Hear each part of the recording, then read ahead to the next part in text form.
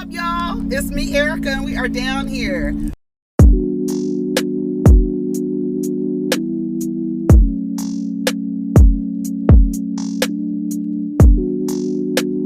Peace, y'all. Take care of each other. Protect your energy.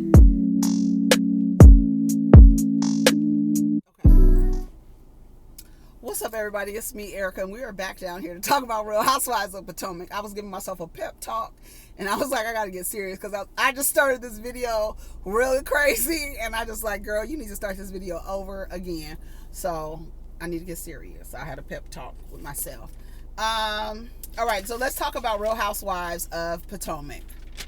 Let me see if this changes. All right, can you guys see me? All right, hold on. All right, go ahead and like, subscribe, and comment. Let the diva know you stopped by, because we're down here, right? Okay.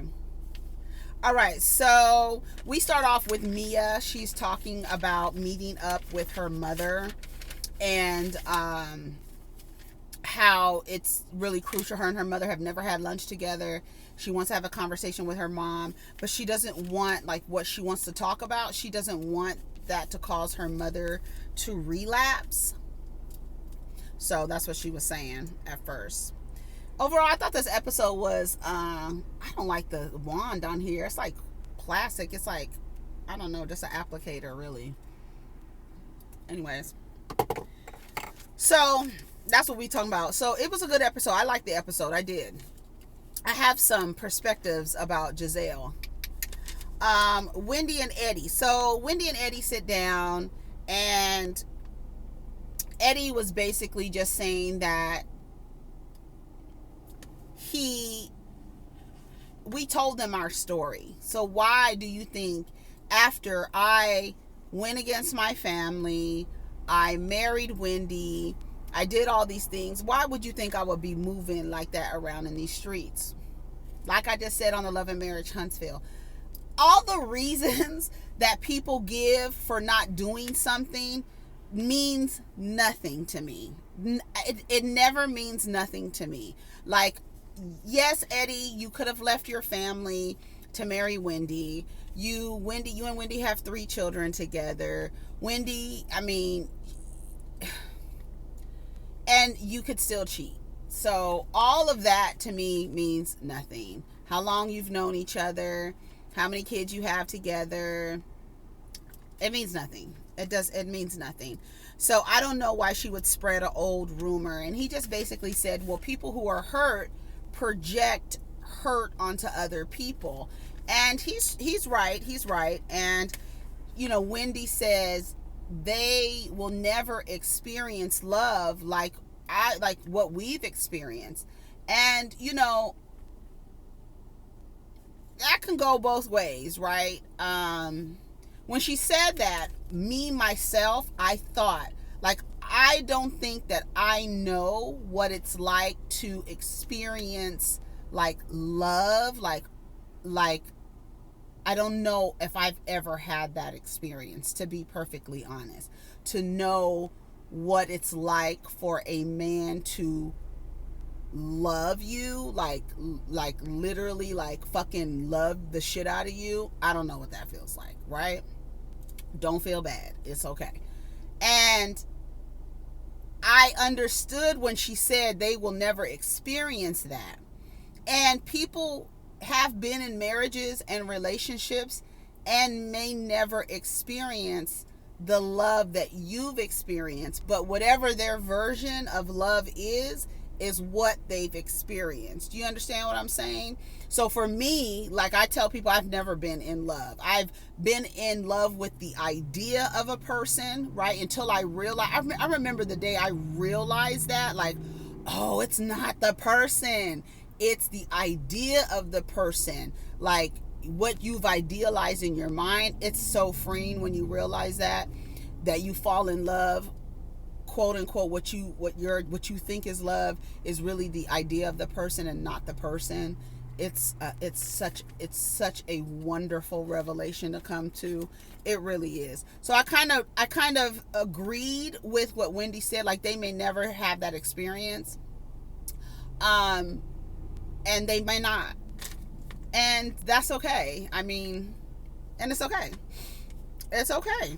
So Robyn and Gizelle, who have no experience, got a deal with iHeart and Black Effects. Black Effects is Charlemagne the God's little umbrella where he is giving people podcasts. You know, I kind of felt like a little hater. I felt like a little salty hater because I'm like, here it is once again where it's mediocrity that is getting rewarded. There are so many people without the face and the name that are really good at being podcasts, and that's the reason why the podcast like world is just so like because it's like people are just putting microphones in front of their faces, and it's okay, and it's giving everybody a platform and a voice.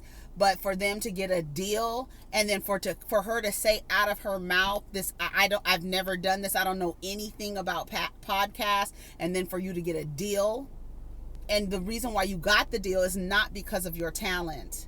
It is not. It is because of your face and your name, and that's it. And that's like when I was like, whatever, like, okay, whatever. I might be a hater or whatever, but I feel like that's trash, and it just goes into that idea that people don't get access to things who have talent, and the people who get the access are just pretty. You could look at hip hop, like look at rap. It's like they're giving people deals and access just because they're pretty, and there's like literally no talent there, or very little talent. Now anybody can get in front of a camera and talk. Well, not anybody, not everybody. It does take a skill set. It does take a skill set, especially in podcasting, to keep the attention of the listener as it is to keep the attention of the viewer on any video streaming platform or whatever the fuck you want to call it. So it takes a certain person. To me, I was just being a hater because I was just like, that shit is typical. And for me, it was just another example for me that Gizelle is being given access, not for her talent, but for her face. And ironically, podcasting is just voices, but it's still because of her name and her face. It's because she said out of her mouth, I don't know nothing about podcasts. Dragonfly, you ain't gonna be able to fly in my car. Nah, I'm not playing that game with you. I'm not playing that game with you. Where'd it go? Honey, baby, you will get a show if a dragonfly flies in here, baby. Y'all will have a show. Y'all will get a show. Anyway, so their podcast is about men cheating, and Gizelle calls out this statistic saying that 22% of men cheat and 350% of them will do it again. There's a 350% chance that they'll do it again. And then she says, I wish I would have known that 2 years ago. And so the producer, there you go. So the producer says, so what would you have done differently 2 years ago? And then Gizelle was like, oh, that was just a joke. Yeah, because the whole thing was a joke. So you're able to joke about Jamal and say, oh, I wish I would have known 2 years ago that there is a 350% chance that a man will cheat again. But that was just a joke. Because the whole relationship, the rekindling of the relationship was a joke. So I've learned that if you stay with a man long enough, he's going to cheat on you. Then she says, one night stands are okay, but if it's your lifestyle, then absolutely not. This is Gizelle. She says, what I've learned is that me is more important than a relationship. Now, maybe this is a new revelation for Gizelle, because I cannot say that how she behaves matches with what she's saying. Like her words and actions aren't matching. And so when that happens, somewhere there's somebody's not telling the truth. There's not honesty here someplace. So are you more important than being in a relationship? Because why did you do that last season with Jamal? Why did you do that with Sherman? Like, that was just like a few years ago. So I would love to know when Gizelle came, because it's a wonderful revelation, right? I preach that all the time. You first, me first. You, your peace, your sanity, your well-being, your mental, financial, physical, emotional, spiritual health is more important than a relationship. The most important relationship is the relationship you have with yourself, right? Right? So whenever she came, I'm trying to figure out when she came to this revelation, or are you just bullshitting us, Gizelle? Because the way that you are with your friends, and the way that you say that a man will motivate Robyn to get out of her depressive state, there's just a lot of things that aren't matching to me. So I don't believe you. I would love for that to be the truth for you, but I don't quite believe you based on just a year ago. And like, a lot of things happen in a year, but also how you are talking to Robyn about her relationship, right? It was very much approaching it from the man is the motivating factor to get you motivated in life, not your mental health and overall well-being and being an available person to you, to yourself. Like that, what you're preaching about yourself is not what you're telling old girl about, Robyn about. Am I making sense? Do I make sense? Okay, I feel like I'm spending too much time on that. So Robyn says, well, with me and Juan, it's a little different. He cheated. We got a divorce. And then we rekindled and we got back together. When I was young and dumb, I was aware that he was cheating, but I chose to ignore it. I was young and dumb, crying all the time. But she says, but at some point, I said, I'm never going to allow a man to make me cry again. I just have low tolerance for BS. And I think a lot of women, after so many experiences, they come to those realizations. And that's why I feel like Robyn and this thing with Juan, where they're more like friends who are raising their children together, I feel like it's a non-romantic relationship. And I feel like society and their community is really pushing something onto them that they themselves don't even want to do, and that's why they keep postponing it. I feel like they're not being honest with their community and saying, hey guys, we are no longer in this romantic space. And while they probably still have sex, right? But we're in a relationship where we're fine just raising our children and not being romantically involved. We're okay with that. We need for you all to be okay with that. And so many women are confused, and I feel like Robyn is moving confusing too, because it's like, I feel like you are bending to align with this idea that everybody else feels like you and Juan should be together and you and Juan should be married. And I wish y'all would just come out and say, hey y'all, we've decided this is like not really a romantic relationship. We're there to fulfill each other's sexual needs, and that's great, but we don't want to get married. We just want to be in a home together with our children and raise them. Because I guarantee you, when Carter and what are their names? Sean Carter, they named Corey and Carter, because she said they named him after Jay-Z, their children after Jay-Z. So Corey and Carter, when they get of age, they're not, Robyn and Juan are not going to be together. They are literally staying for the kids. Go look at pictures of them. They're not even touching. When it's them and the kids, all of their hands are on their children. They're not even on each other. So it's like, I feel like they're being, they're not being honest with their community, and their community is pushing something on them that they don't want. That's where I am today. And I feel like Robyn doesn't want that. But she's like, well, I'm going to act like I want to be married. And it's like, it's even ridiculous for you to even get mad at Wendy, because y'all don't have a relationship. It's a different relationship, but y'all don't have the same relationship. Y'all look like buddies, like literal buddies, like bros. That's what y'all look like. You and Juan look like bros. Like y'all give each other high fives, like y'all have a handshake. I know that's cute and everything, but that's what it looked like. That y'all be dapping it up and like, that's what it looks like to me. Right? So she was like, I don't want to take anything less than I deserve. And so so people are looking at Robyn like, you deserve so much more. This is it. Like, I don't know. Maybe it's just projecting what they think. I don't know. It's just I'm over it. Okay. Candiace and Chris Bassett. Candiace, please fix your keyboard, girl. Them keys are worn out. Do you be playing Roblox? Like, what's up? Because, girl, them keys are worn. I want you to get a new keyboard on your laptop, okay? So they're talking about the music video.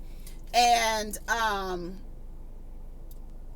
so she tells him that Gizelle was being messy at the party, at the little get-together. And she basically said that she felt like Chris was riding her coattails.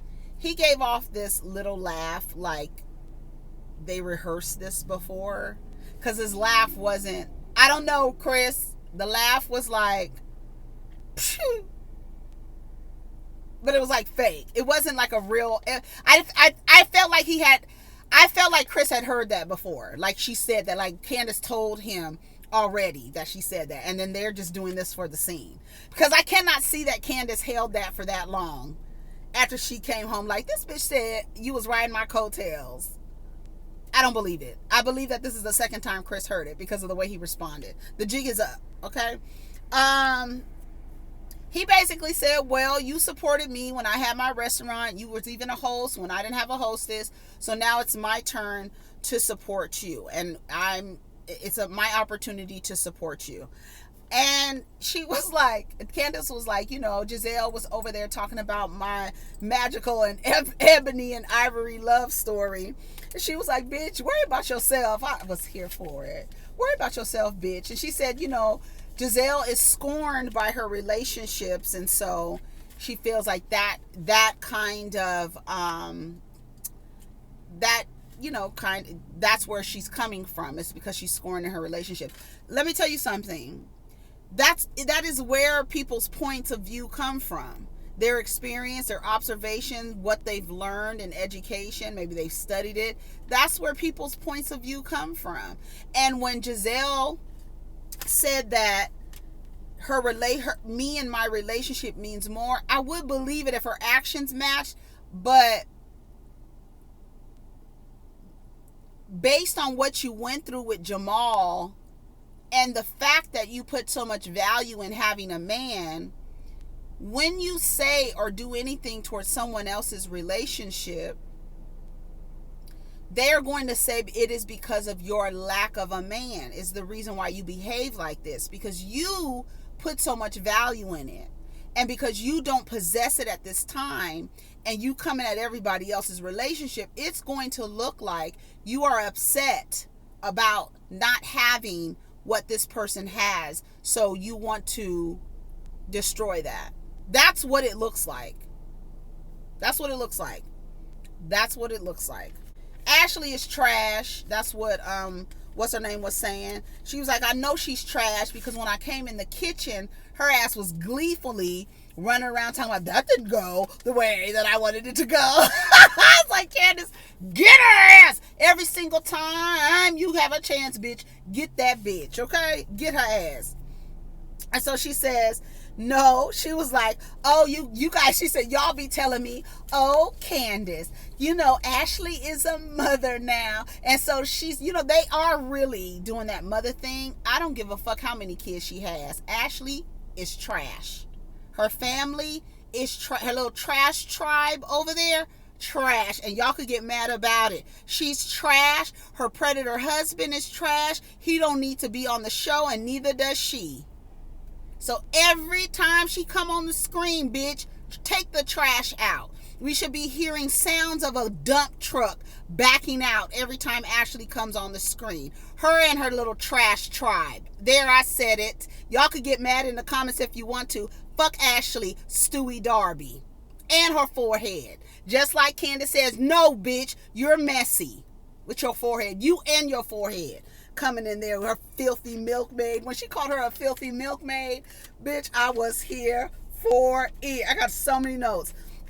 So Robyn and Carter are having a conversation about Robyn being more productive and needing a life coach. He was like, dang, your life isn't together, bitch. When he said that, when I tell you, I hollered. He laying on the couch with all his blankets on. She was like, it's a life coach so that mommy can help mommy get her life together. He was like, dang, your life ain't together.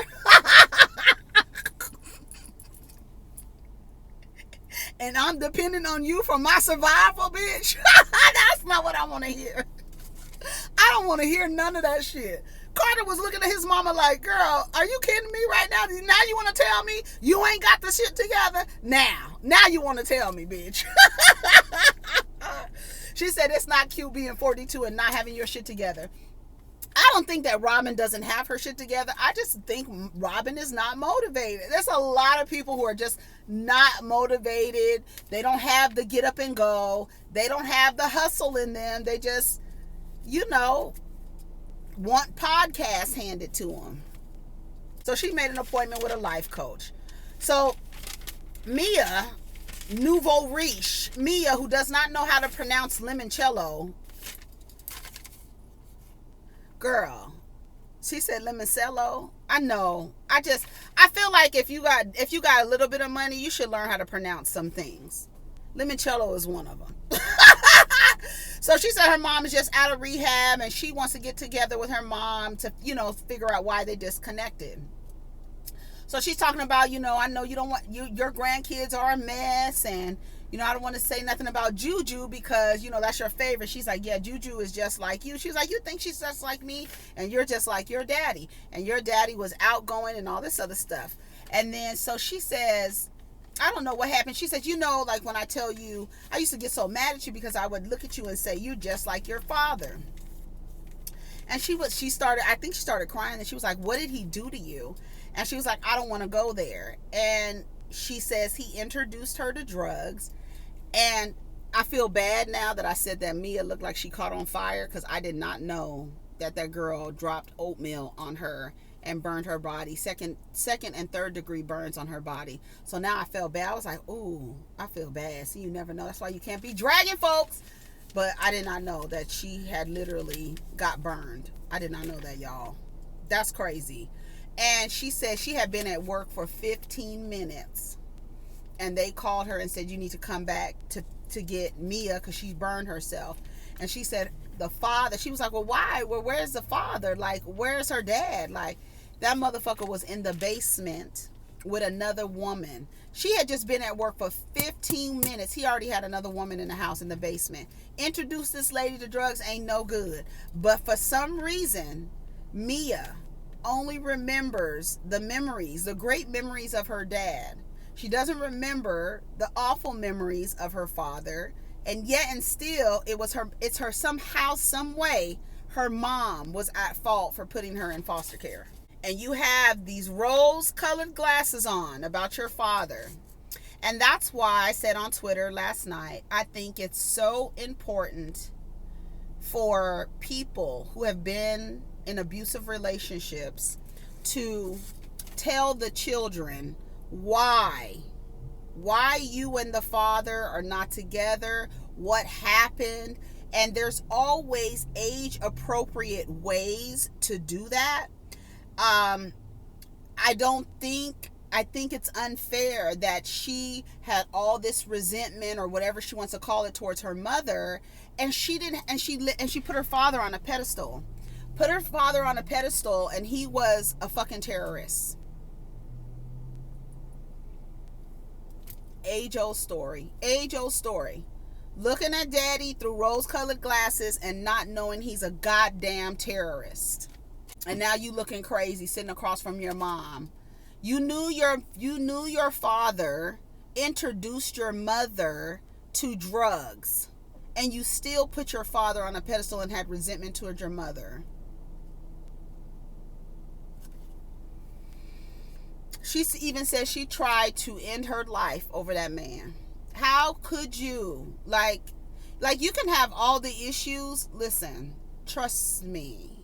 You can have all the issues with your mama that you want, right? And you can see your father through rose-colored glasses. I'm speaking from experience right now. And you can have the issues that you want with your father, but with your mother, and you put your father right on a pedestal, looking at him through rose-colored glasses, because for some reason we've been trained in this society to worship men, and no matter what they do, we figure out a way to lift them up, right? And when you finally get of age as a woman, right, and understand that outside of your relationship with your mother, whatever that is, how damaged it is, how estranged it is, or whatever, when you find out that your father did whatever to your mother, now you and I have a problem, nigga. You do. Because as a woman, when you listen to the things that he did, that he introduced her to, you have to take him off the pedestal. You have to take him off the pedestal, snuff the candle, all that shit. It's not worth it. And now your mother, now you blame your mother all these years for putting you in foster care. She couldn't take care of you because she was addicted to the drugs that your father introduced her to. And when you take off those glasses, whatever problems you got with your mom, it's fine. But now you and I, because what you did to her, you and I have a problem. Because part of how what the problems that y'all have together has something to do with that. Trust me. Trust me. In addition to whatever unhealed shit she got going on. I did what I thought was best for you, and that was to put you in foster care. Now, that's a whole different story, foster care. So, yeah, she has a right, like, I feel like she has a right to feel the way she does about her mom. But when you find out what your father did to your mother, and you had him up here, and you was looking down on her, that gotta change. You gotta make some adjustments, like literally make some adjustments, for real. She said, I want her in my life, and I need for it to be okay for us to talk about things that are uncomfortable.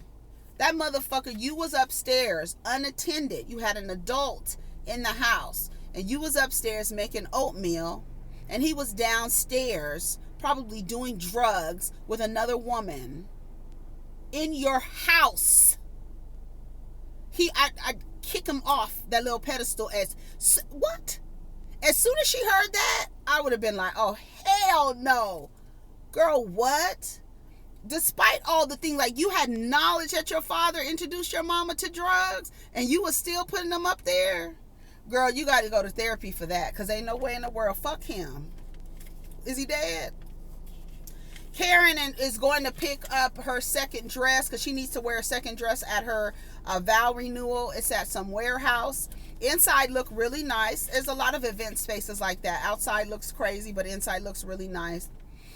They showed when she told Ray they was going to be walking down some stairs and the damn record scratched on the damn...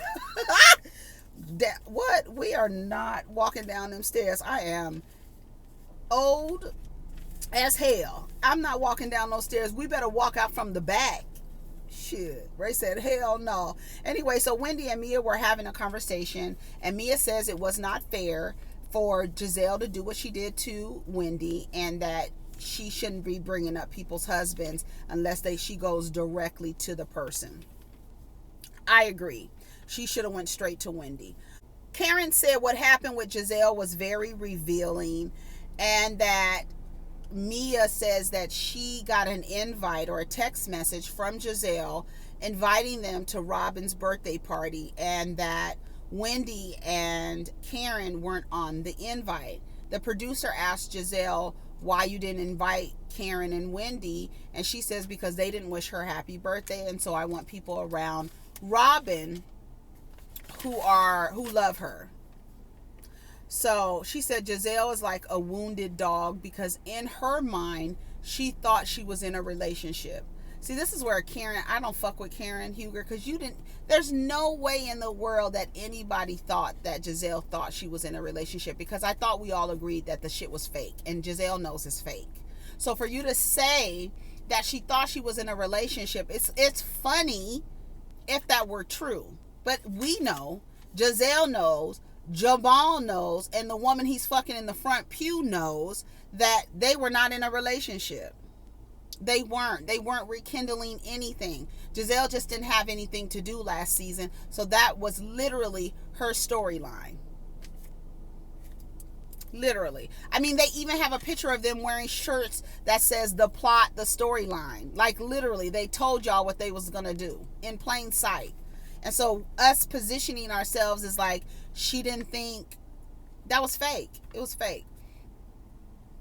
Karen says, Mia, what you can take back to Gizelle is to tell her, as long as she says that she regrets using the word death, I will accept her apology. Are you guys, like, I'm trying to think, Karen, are you crazy? Like, are you okay?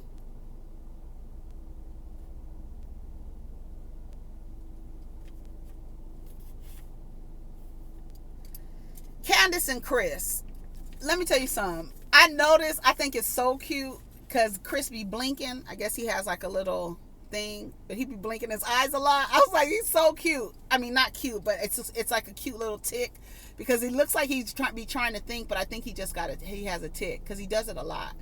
And he be blinking like hard blinks, like long, not like a regular blink, but they be like long and hard, like his eyes be closed for a second. Anyway, so Chris is up there blinking, and they're talking about the music video.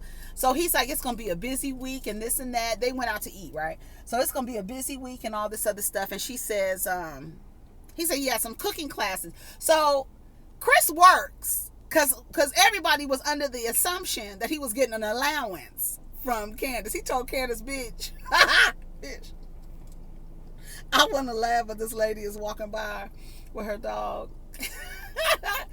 And I want to laugh really loud. Baby, Chris said, if I'm not working, then I'll need an allowance from you.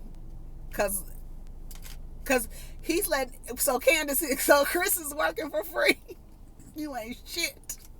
He's supposed to be getting 15%, right? So is he working for free? Because he's still working. He's still doing his cooking classes and things like that. He said that's when he was booked. He was like, she said, but you can't be working while I have a video shoot. I need to know that everything is okay. He's like, no, the dancer, the choreographer knows it's okay. The director knows it's okay. Who else said? He said somebody knows it's okay. You calling him husbander and you ain't even paying him? Because he said he would need an allowance if he didn't do his virtual classes. So Chris is still working. Candiace, what's up? You not putting Chris, he ain't getting 15%? Or are we seeing a revenue yet on your talent? What's going on, girl? What's happening, girl? I can be the artist and I have to work too. He was like, you don't trust me to handle the thing? And she says once again he's not there. So evidently on the video shoot he was supposed to be there as well. My thing is this. This is what it sounds like Candiace needs. You need an assistant, Candiace.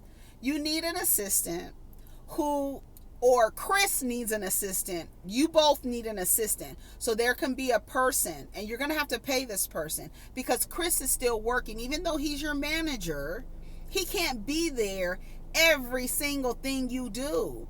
He needs to work. He has to work. Are you paying him? Because you said y'all using your money and y'all paying this and doing stuff. So I'm trying, because you don't have a deal. So Chris needs to work, or are we really gonna be down here talking about his ass, girl? We really gonna be down here talking about Chris. If you don't, you need to pay him, and you need an assistant. You need an assistant, right? You need an assistant. So then he says he's going to play golf. Candiace was like, no, wait. Play golf? What are you talking about? He was like, well, if I'm gonna be basically your damn assistant, manager, whatever the hell you want to call me, for free and do all this other stuff for you, I need some time to myself. Baby, Candiace said something, I will cuss you the fuck out. I don't know what happened, but Chris got up. He was like, you could do, what did he say? She said, you need to check your attitude. He was like, he got up and said something like, you can have somebody else do this for free. So he is doing something for free. Candiace, are you serious right now? You are out of order. You are out of order. You are out of order if Chris is doing that for free and you want him not to take a job, a paying job, so he could sit up under you for a video shoot. No. You got it, girl. You can do it. You a big girl now. You a big girl. We've gotten through this now. You cannot be doing that. I don't agree with that. Y'all tell me what y'all think, because we was over here thinking that Chris was not working. And just like your mother said, when a man is dependent on you for his income and his livelihood, it gets ugly, right?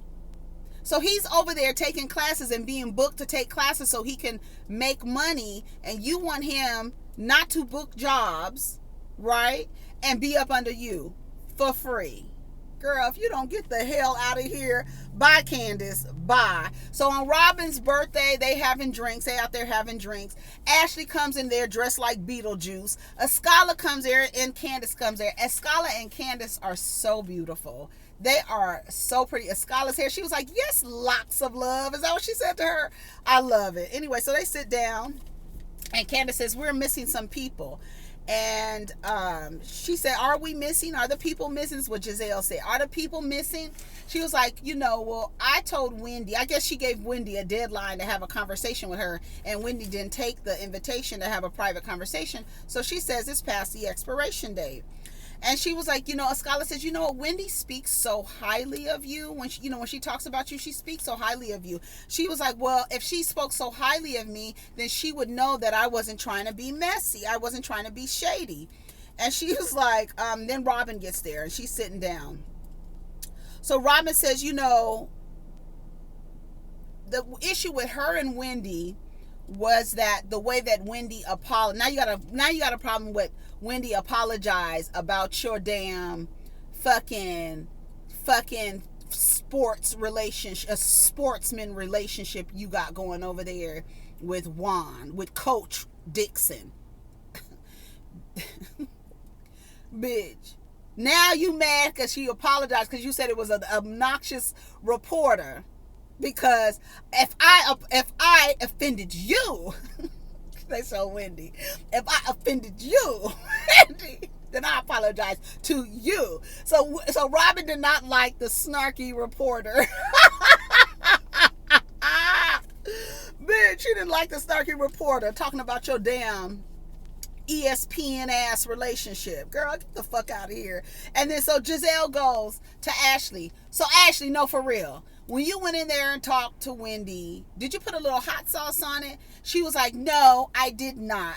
Because if I did, if I'm going to stir some shit up, I'm going to be the one to admit that I was churning. But I did not. So Candiace goes, oh, she says, no, she asked her, were you invigorating, are you and Eddie revigorating your sex life?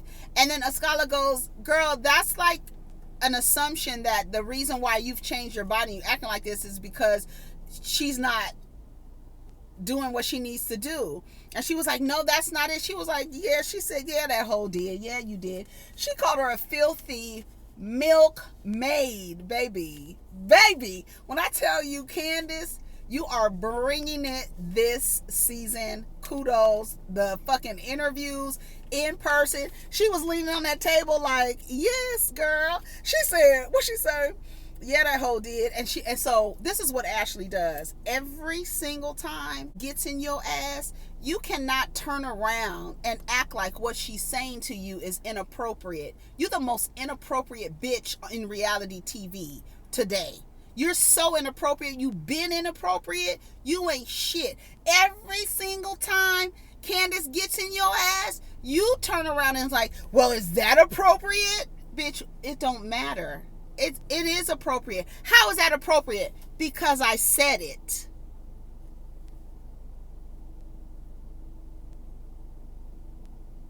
Anything else? So what else are we talking about? Girl, what else are you talking about? Told her, and you brought your wide body ass. This is what she told her. She was like, Ashley looked like, bitch, what did you just say to me? When you brought your wide body ass, Ashley's like, oh, so I'm wide body, and I cannot stand when Gizelle does her little peanut gallery shit. That shit gets on my bitch. Shut up, because if I say something to you, then I'll be wrong. Because if I say something to you and tell you to sit down and eat your greens and drink your little espresso martini, then I'm gonna be wrong. So you shut up with your little peanut gallery comments in the bag. She's wide body. She's not wide body. Shut up. You was doing that at the table when they were arguing at Candiace's house. You keep doing that. Stop doing that, Gizelle. That shit is trash.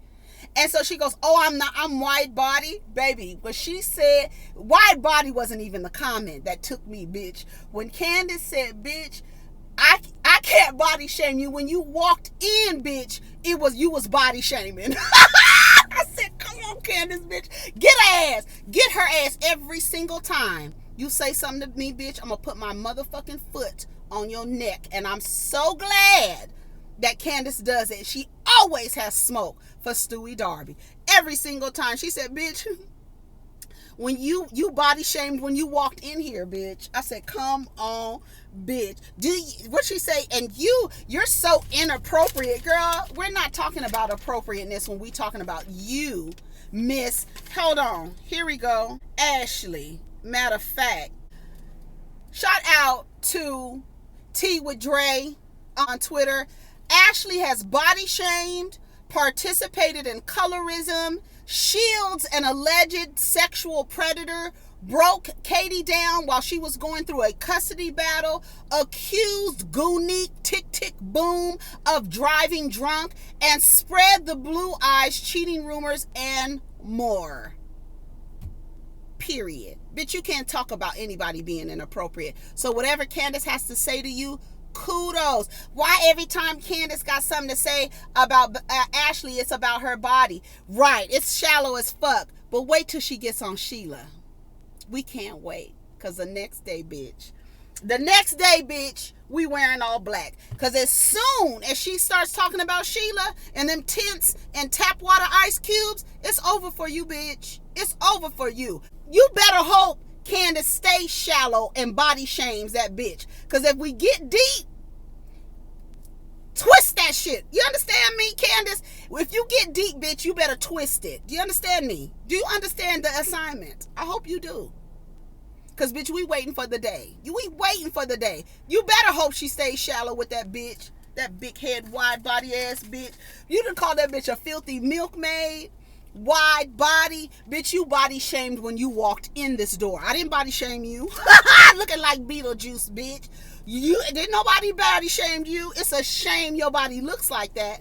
Now what else is going on? All right. Take care of each other. Protect your energy. Let's get down in the comments. Y'all let me know. I don't want to hear shit about what Candiace said to Ashley. You think that's appropriate? Oh, that's appropriate? Yes, it's absolutely appropriate. Why is it appropriate? Because I said it, bitch. Anything else? Okay. All right, y'all. Take care of each other. Peace.